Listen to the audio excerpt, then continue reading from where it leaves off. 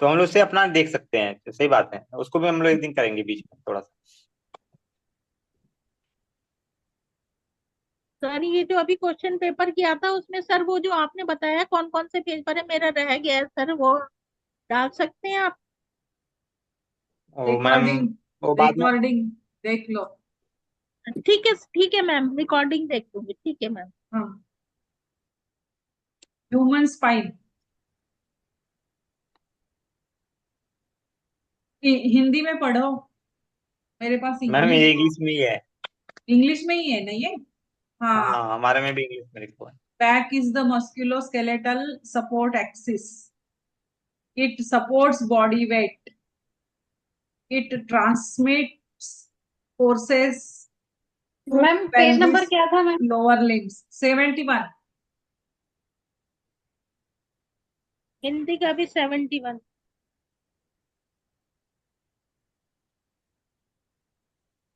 It carry and position the head. It brace and help maneuver upper limbs.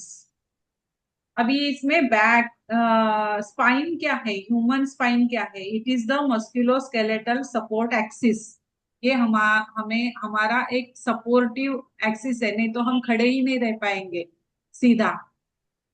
उसके skeleton की वजह से, spine की वजह से ही हम खड़े रह पाते हैं। वो ये क्या करता है, हमारा बॉडी वेट मेंटेन करता है। ये हमारा को किसी का, आप म्यूट कर लीजिए सब लोग, किसी का तो माइक खराब है शायद। Transmit forces through the pelvis to lower limbs.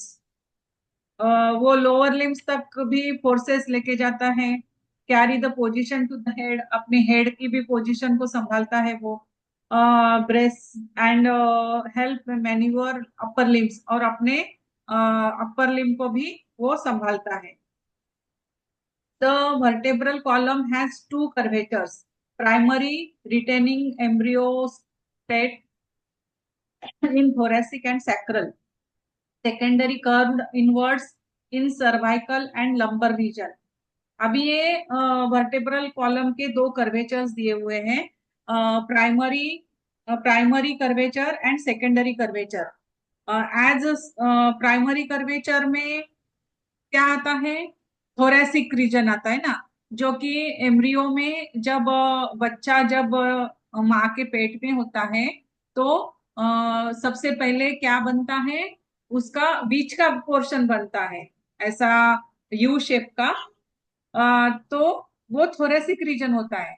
वो अपर और नीचे वाला जो पोर्शन है वो बाद में बनता है, लंबर और सैक्रल। तो प्राइमरी कौन सा है फिर, प्राइमरी थोरेसिक एंड सैक्रल है। और सेकेंडरी क्या है, सर्वाइकल और लंबर। ये सेकेंडरी है, सर्वाइकल और लंबर ये बाद में बनते हैं। थोरेसिक और सैक्रल पहले बनता है, ये एम्ब्रियोज में बनता है। As a stress on the back appears, more load is felt in cervical and lumbar regions. Hence, cervical and lumbar problems are more common. अब सबसे ज्यादा लोड किस पे आता है, सर्वाइकल और लंबर पे आता है। इसलिए प्रॉब्लम्स हमेशा ज्यादा कहाँ पे मिलते हैं, सर्वाइकल रीजन में और लंबर रीजन में मिलते हैं। Head movement, nodding on vertebra C1, हमारा जो सबसे ऊपर वाला है C1 C2 C3, तो C1 में हम हेड मूवमेंट कर पाते हैं, rotation as C1 moves on C2। फिर उसके बाद में movements of vertebral column, extension, flexion, lateral flexion और रोटेशन, ऐसे तीन मूवमेंट्स है हमारे वर्टेब्रल कॉलम के। एक्सटेंशन फ्लेक्शन यानी फ्रंट बैक, हम आगे झुक पाते हैं, पीछे झुक पाते हैं, ये एक्सटेंशन फ्लेक्शन उसको कहते हैं। लैटरल फ्लेक्शन यानी लेफ्ट राइट को हम झुक पाते हैं, लेफ्ट को भी हम झुक सकते हैं, राइट को भी हम झुक सकते हैं, वो हो गया लैटरल फ्लेक्शन। एक्सटेंशन मतलब आगे और पीछे, और रोटेशन मतलब हम बॉडी को ट्विस्ट कर सकते हैं, लेफ्ट राइट ट्विस्टिंग कर सकते हैं, आगे पीछे देख सकते हैं ना हम। ये हो गया एक्सटेंशन फ्लेक्शन, लैटरल फ्लेक्शन और rotation flexion. Rotation, extension means front and back, lateral flexion means right and left sidewise, और rotation means left and right twisting, twist करके हम पीछे देख सकते हैं। ये हो गया मूवमेंट्स ऑफ वर्टेब्रल कॉलम। फिर उसके बाद में बोन्स ऑफ वर्टेब्रल कॉलम्स। अब बोन्स कितने हैं, तो टोटल बोन्स हमारे स्पाइन में है 33। अभी 33 में डिवीजन कैसा है, सर्वाइकल है 7 और 12 thoracic, 5 lumbar, 5 sacral fused and 3 या 4 कॉसिक्स, क्योंकि वो चिपके हुए हैं। 3 4 कॉसिक्स है। तो इस तरह से ये 33 हो गए। Cervical 7, thoracic 12, lumbar 5, sacral fused 5 और 3 4 कॉसिक्स है। ये हो गए बोन्स इन वर्टेब्रल कॉलम। फिर उसके बाद में है structure of single vertebra. Vertebra size increases from C1 to L5। Vertebral size, vertebra की साइज बढ़ती जाती है जैसे C1 से लेके L5 तक। फाइब्रो कार्टिलेज मैम इस L4 लिखा है, L4 है। L4 है, हाँ L4 है क्या वो? अच्छा, L5 है मेरे। C1 से L5 है। L5 है ना, C1 से लेके L5 है ना। वर्टेब्रा साइज इंक्रीजेस C1 से L5 तक। मैम मेरे लिखा है vertebra size increases from C0 to L4। अच्छा, यहाँ पे C1 टू L5 लिखा है मेरे बुक में। नहीं नहीं, C0 कुछ मेरे भी में भी नहीं वही होता है, ना, 1 to C1 5। से start आप मैम ठीक कर मेरे लीजिए मैडम, C1 से ही है। C1 से ओके लेके ओके, L5 तक है। C0 कुछ नहीं होता, C0 तो C0 कुछ नहीं होता है, C1 से हाँ हाँ C5 हाँ तक। हाँ। मैक्सिमम लोगों के बुक में क्या है, C1 से C5 तक ही है ना। हाँ जी मैम। हाँ, तो हाँ, फिर C1 से C5, L5 हाँ भी है। L5, sorry L5। और fibrocartilage disc separates each vertebra. अब दो दो वर्टेब्रा के बीच में फाइब्रो कार्टिलेज डिस्क है। ये इधर फिगर दी हुई है। Body canal contains spinal cord with its membranes, blood vessels, connective tissues, fat and origin of spinal nerves. अब यहाँ ये इस फिगर में दिया हुआ है वर्टेब्रल बॉडी, वर्टेब्रा बॉडी। ये बीच की जो है वो अपने जो वर्टिब्राज है ऊपर से नीचे तक के, ये उसकी बॉडी है, ये बीच की वर्टेब्रा की बॉडी है। फिर उसके ये फ्रंट व्यू है, तो उसके नीचे है बोनी वर्टेब्रल कैनल है। फिर नीचे उसके अटैच्ड है वर्टेब्रल आर्क और बैक व्यू है, ये नीचे का जो है बैक व्यू। ये हो गया, फिगर हो गई उसकी। अगर हमने उसको फ्रंट से काटा तो वर्टेब्रा इस तरह से दिखाई देगा। स्पाइनल नर्व्स, स्पाइनल नर्व्स कितने हैं, 31 पेयर्स है। अभी वो क्या हो गए हमारे, 33 वर्टिब्राज हो गए। अभी ये नर्व्स है, ये नर्व्स कितने हैं, 31 नर्व्स है। आपने क्या चार्ट किया था, किसने, मैंने देखा नहीं। इमेज भेजिए क्या।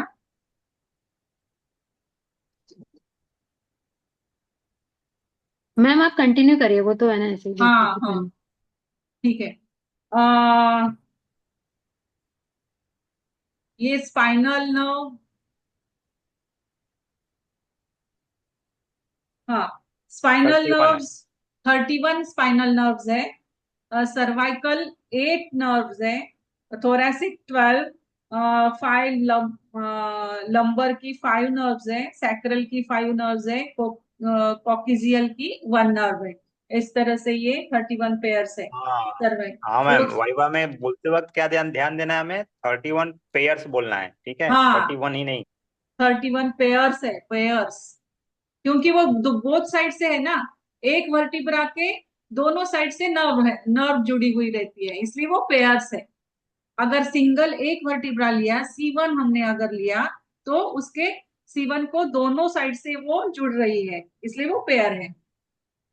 8 pairs of cervical vertical, thoracic की 12 पेयर्स है, लंबर की 5 पेयर्स है, सैक्रल की 5 पेयर्स है, कॉक्सियल की 1 पेयर है।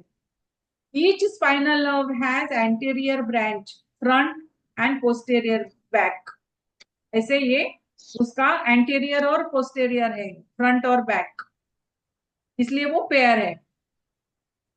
डर्मेटोम्स, area of skin supplied bye a single spinal nerve.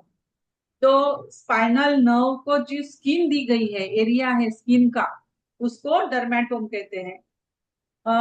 Myotome क्या है?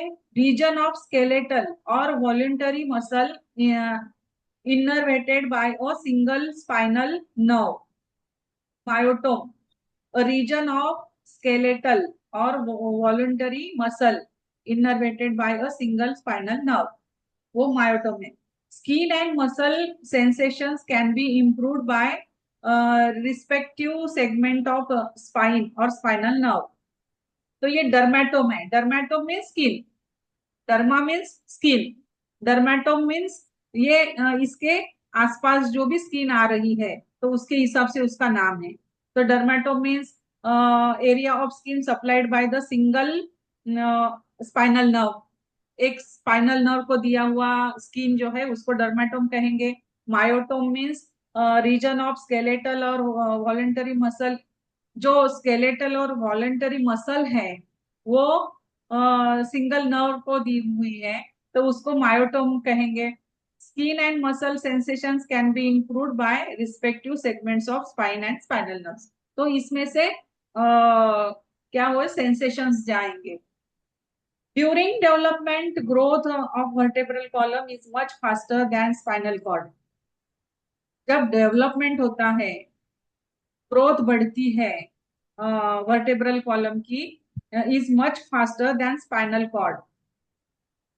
Hence, spinal nerves originate at increasingly oblique angles from vertebrae C1 to C6. C1 to C6. The nerve origin route passes in vertebral column for increasingly longer distance. अब यहाँ पे ये figure में दिया हुआ है सर्वाइकल रीजन, बाजू के पेज में देखो। एम्ब्रियो में क्या होता है? कॉन्केव प्राइमरी कर्वेचर होता है ऑफ बैक, ये थोरेसिक रीजन होता है, इसलिए इसको थोरेसिक रीजन को प्राइमरी कहते हैं। फिर उसके बाद ये conic cervical curvature, secondary cervical curvature, thoracic curvature, primary curvature, lumbar secondary curvature, और उसके नीचे है सैक्रल कॉक्सियल कर्वेचर, और उसके बाद में ये ग्रेविटी लाइन है नीचे की। तो ये फिगर में, ये बाजू वाली फिगर में है, बाजू के पेज में। Spinal nerve functions is affected by spinal nerve का फंक्शन जो है वो किस वजह से अफेक्ट होता है? तो ब्लॉकेज और reduction in size of inter vertebrae foramen hole. अगर अभी स्पाइनल नर्व के फंक्शंस जो है उसमें क्या क्या हो सकता है? तो सबसे पहला है ब्लॉकेज आ सकता है। ये दो वर्टिब्रा के बीच में जो होल है उसमें ब्लॉकेज हो सकता है। बोन लॉस हो सकता है, या फिर हर्मी क्या है ये herniation of intervertebral disc.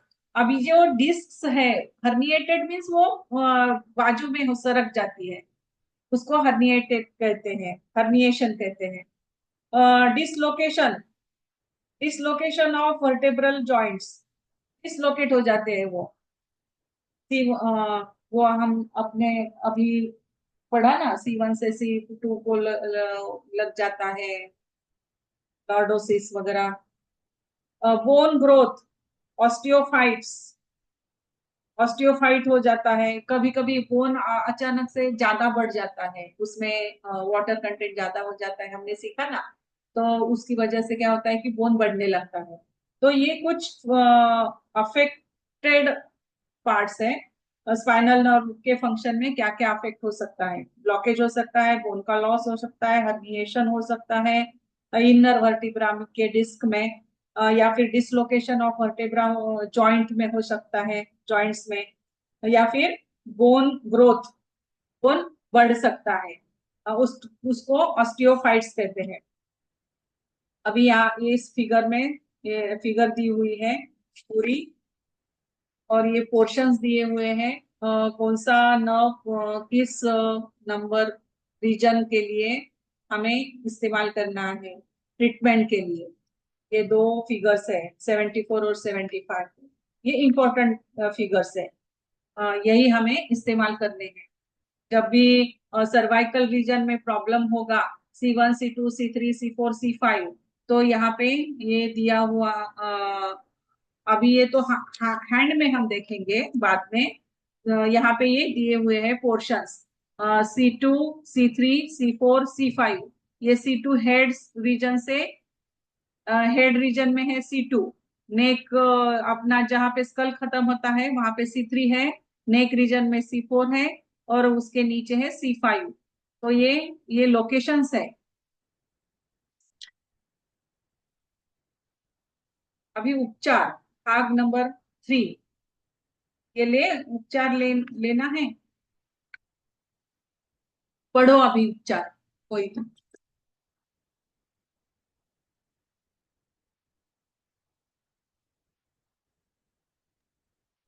मैं पढ़ती हूँ मैं। हाँ हाँ पढ़ो। उपचार ट्रीटमेंट।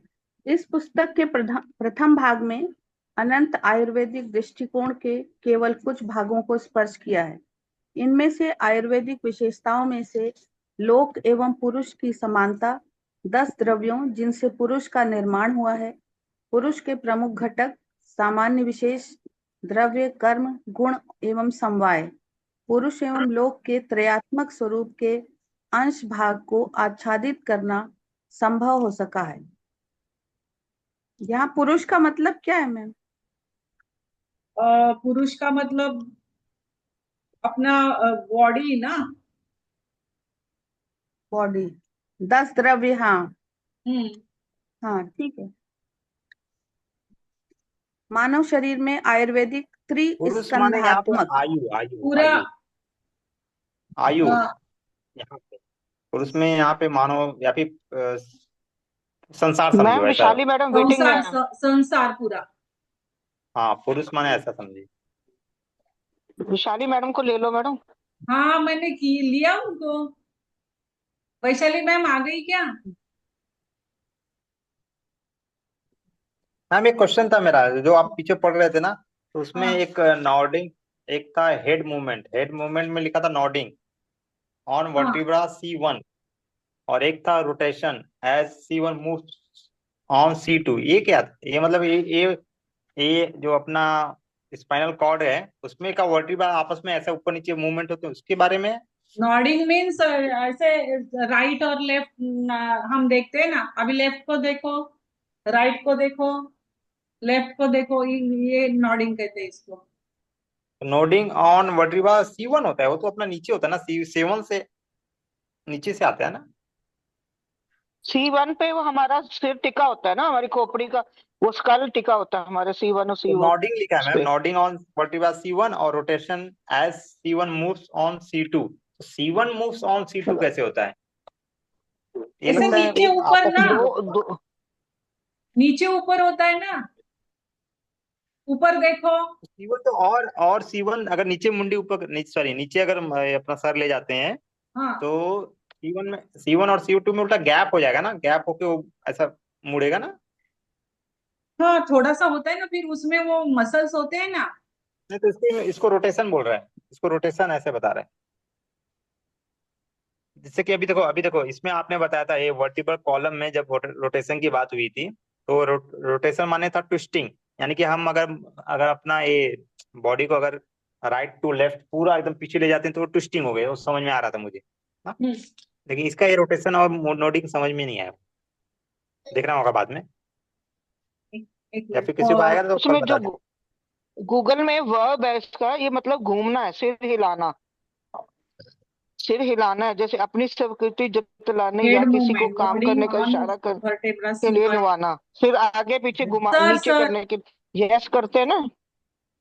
मैम वो समझ रहा हूँ मैं भी, यस नो, लेकिन ना हाँ वो वर्टिब्रा के लिए लिखा है क्या, सिर्फ उसके लिए लिखा है वो, मतलब बॉडी से रिलेटेड नहीं है ना। सर चलो सर वो मैं बाद में समझूंगा, मैं बाद में एक समझ के मिनट। क्वेश्चन पूछूंगा। हाँ, अभी आप मैम पढ़िए आप। हाँ। मानव शरीर में आयुर्वेदिक त्रिस्कंधात्मक स्वरूप की शरीर क्रिया विज्ञान एवं संरचना के आधार पर समानता स्थापित करते हुए मानव शरीर में उत्पन्न होने वाले रोगों का उपचार 3 प्रमुख तंत्रों nervous, circulation and digestive system के आधार पर सरलतम पद्धति से करने का प्रयास किया गया है। मानव शरीर के प्रत्येक भाग में तंत्रिका तंत्र का प्रसार है एवं इससे शरीर के प्रत्येक कोश, अवयव आदि संचालित होते हैं। मानव शरीर में एक अद्भुत निर्माणशाला, वंडरफुल मैन्युफैक्चरिंग यूनिट प्रतिस्थापित है, जो मनुष्य द्वारा ग्रहण किए हुए अन्न के सूक्ष्मतम भाग का उपयोग कर धातुओं का plasma, blood, flesh, muscle, bone marrow, semen आदि का निर्माण करती है। यही धातु प्रमुख रूप से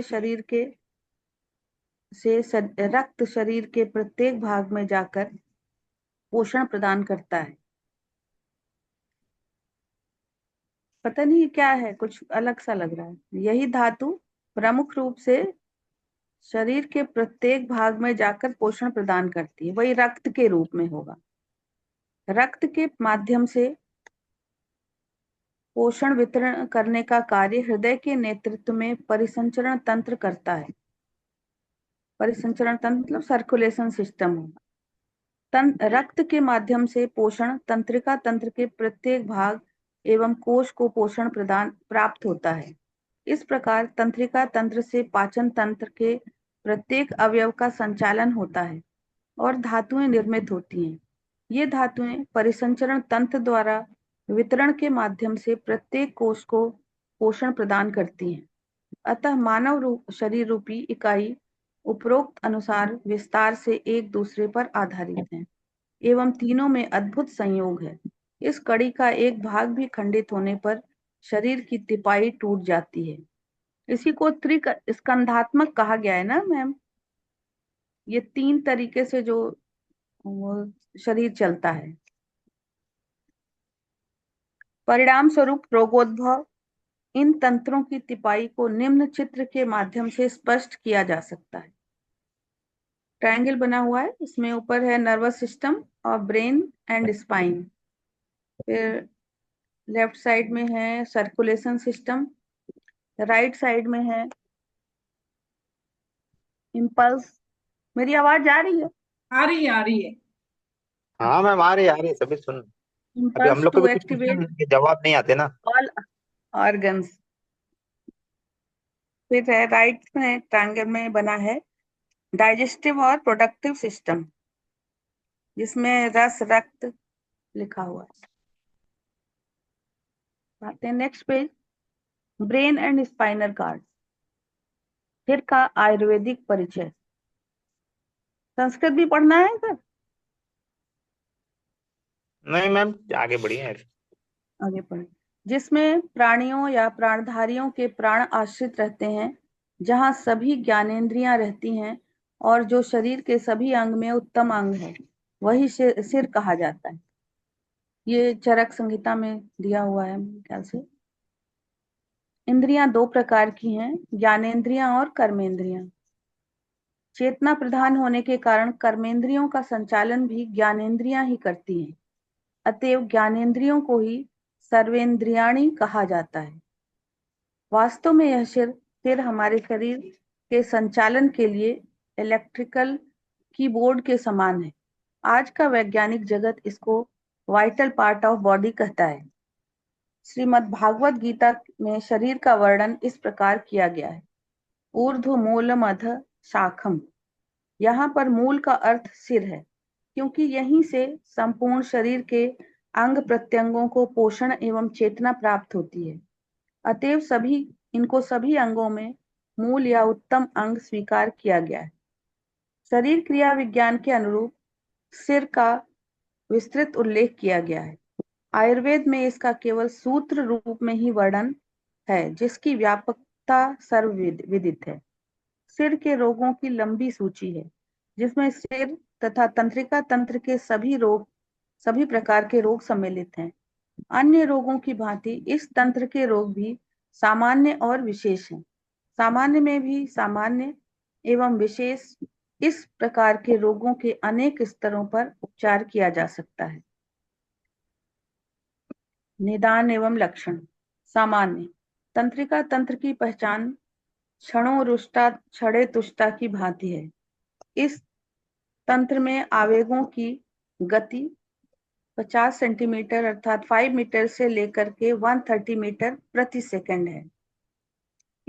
इससे सहज अनुमान लगाया जा सकता है कि कोई व्यक्ति कितना सुस्त तथा कितना चुस्त है, कितना डल है या कितना डायनेमिक। सबसे सुस्त तथा सबसे चुस्त व्यक्ति में 1:260 का अनुपात संभव है। इसका मतलब कि कोई व्यक्ति अगर डायनेमिक है कोई तो 260 है और कोई डल है तो 1 है, इतना डिफरेंस हो जाता है। मैम बताइए। अभी सिर्फ 4 ही मिनट बाकी है सर। अभी 10 पार्टिसिपेंट्स आ गए हैं, तो क्या करना है? भी देखो, जैसे कि अभी हम लोग ने प्लान था 3 से 4 का, तो 3 से 4 वाला प्लान फेल हो गया, उस समय कोई आया नहीं। तो अभी हम लोग करेंगे अपना 1 से 1:30 वाला प्लान सक्सेस रहेगा उस दिन, ठीक है। इसको मैं बस ये बताओ 1:30 वाला 1 घंटा करेंगे कि उस समय क्वेश्चन पेपर करेंगे और इसके बाद हम लोग चरक ले लेंगे उसी समय? हाँ दोनों हो जाएगा एक हाँ, ही बार में? एक ही बात, एक ही साथ में। सब हाँ ब्रेक ले दोनों हो लीजिए, जाएगा। ब्रेक लेके 10 मिनट ब्रेक बाद। लेके, हाँ। ठीक है। ब्रेक ले 10 मिनट का लीजिए ना। ब्रेक रहेगा। 4:30 बजे फिर आने की जरूरत नहीं, फिर 4:30 बजे हाँ तक। फिर शाम को सभी फ्री, अपना अपना पढ़ो जिसको। हाँ, फिर अपना और अपना। उल्टा ऐसा कर देंगे ना, होमवर्क दे देंगे ना, अगर किसी को हाँ, रहेगा तो उसमें होमवर्क। 4:30। हाँ अपना करेगा, एक्सप्लेन करना होगा तो आप नेक्स्ट टाइम एक्सप्लेन करेगा नेक्स्ट टाइम ना। तो अभी हम लोग जो है अभी शुरू कर दिया हम लोग ने अपना चरक 3 का। तो अभी हम लोग इसमें नमस्ते देखो। मैम, प्रशांत सर नमस्कार। नमस्कार मैम। मोस्टली हम लोग फोकस क्या सर करेंगे क्या हम लोग? पढ़ रहे हैं? सर पढ़ क्या रहे मैम हैं? अभी कुछ नहीं पढ़ा है मैम, अभी बस डिस्कशन।